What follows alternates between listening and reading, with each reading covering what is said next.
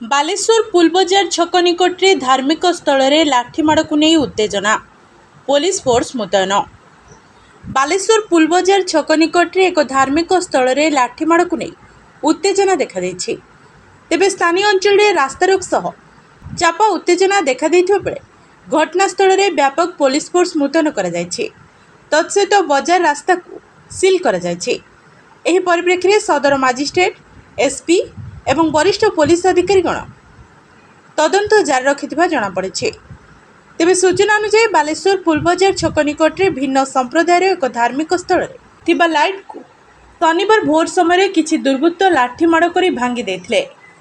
एने सकाळे स्थानीय लोक देखिबा परे सीसी कैमेरा चेक करा जायथिला। टाउन थाना रे एने एक अभियोग करा जायथिबा बेले पुलिस दुर्बृत्त को गिरफ्त करबा नै शनिवार दिन 3:30 छानबीन करुथिबा सूचना मिलिछि।